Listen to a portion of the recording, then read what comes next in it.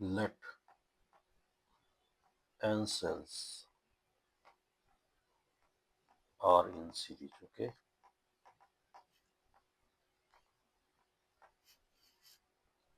जैसे एक सेल ये है, इसका इंटरनल रेजिस्टेंस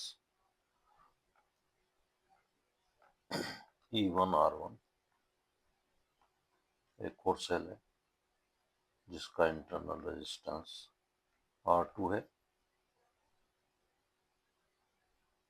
एक और सेल है जिसका इंटरनल रेजिस्टेंस R3 है, EMF E3।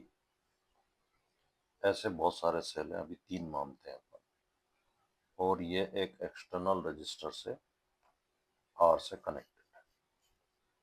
अब यहाँ इम्पोर्टेंट ये है कि सबका प्लस एक साइड है, माइनस दूसरी साइड है, तो ये सारे मिलके करंट इस डायरेक्शन में फ्लो करेंगे, और करंट ऐसे फ्लो होगा क्योंकि सीरीज में है, इसलिए करंट सब में सेम रहेगा। तो ऐसी स्थिति में जो नेट ईएमएफ होगा, मतलब सबका ईएमएफ मिलाते हैं और उसको ई लिखें, वो होगा समेशन ई आई, मतलब सब सारे ईएमएफ को आप जोड़ दो। E1 plus E2 plus E3, ऐसा मैं क्यों लिख रहा हूँ, क्योंकि जितने भी सेल हो उन सबके ईएमएफ को जोड़ना है। नेट इंटरनल रेजिस्टेंस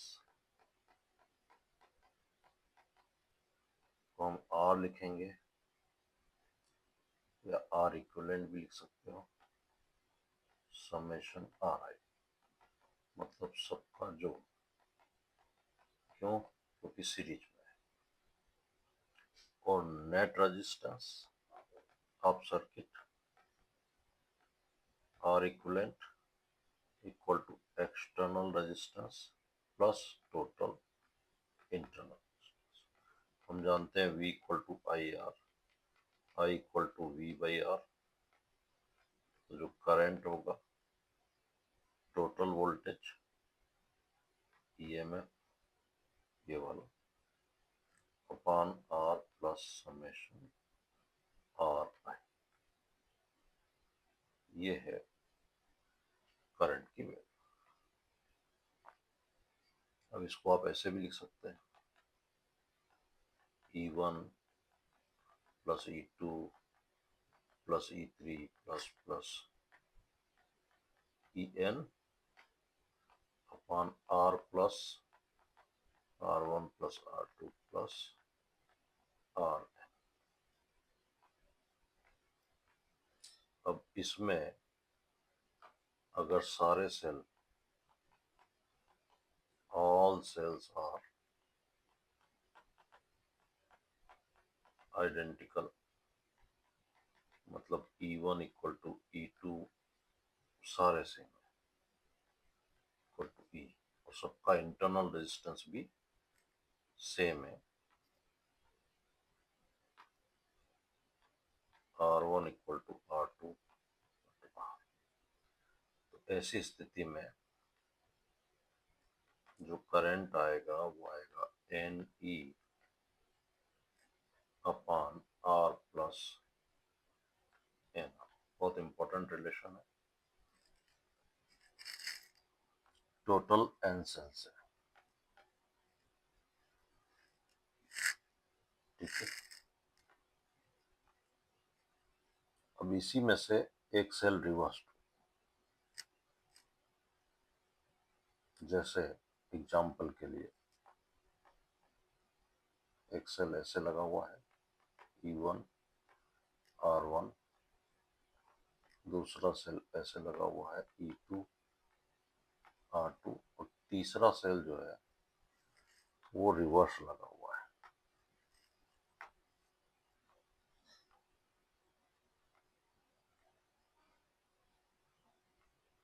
मान लो तीन ही सेल है,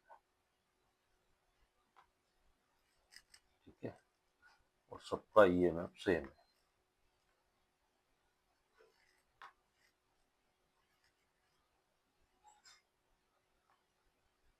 ये ऐसे है,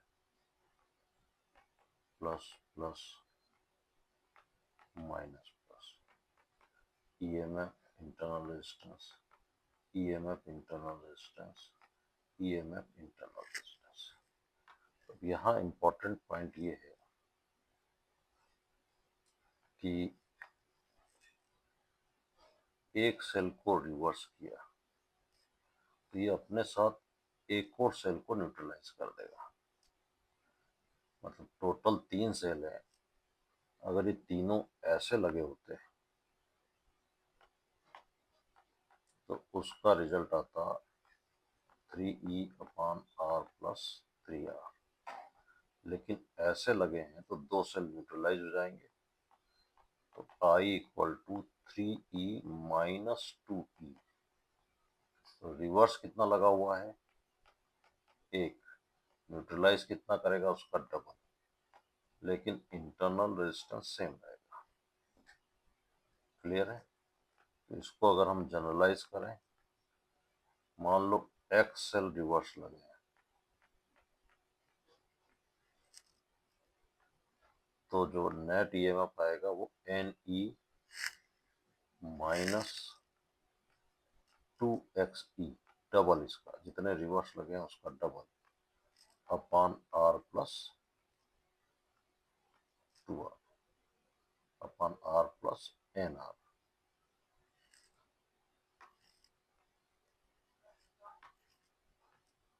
R plus NR,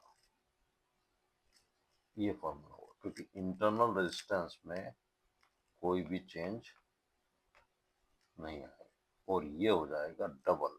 X cell reverse है तो 2X माइनस होगा, डबल माइनस, एक सेल के साथ एक सेल खत्म हो जाएगा, क्योंकि ये इसको न्यूट्रलाइज कर देगा। तो हम फिर से रिवाइज कर लेते हैं। अगर सबके पॉजिटिव एक साइड में हो तो सबका ईएमएफ जोड़ दो, R प्लस सबका इंटरनल रेजिस्टेंस जोड़ दो, सारे सेल के पॉजिटिव एक साइड कनेक्टेड है, सारे सेल आइडेंटिकल हैं, तो NE upon R plus NR, तब जबकि N सेल हो, जनरल फॉर्मूला। अगर एक रिवर्स हो, मतलब एक का माइनस और इसका प्लस इधर है और इसका माइनस इधर है, एक सेल अपोजिट डायरेक्शन में कनेक्टेड है तो 2 सेल खत्म हो जाएंगे, न्यूट्रलाइज हो जाएंगे। इसलिए अगर 3 सेल टोटल लगे हैं तो ये फार्मूला होगा, ठीक है। और एक सेल को रिवर्स करें तो ये 2 सेल खत्म हो जाएंगे, तो 3E माइनस 2E। और जनरलाइज करें, X सेल रिवर्स है तो NE minus 2XE upon R plus NR। Question भी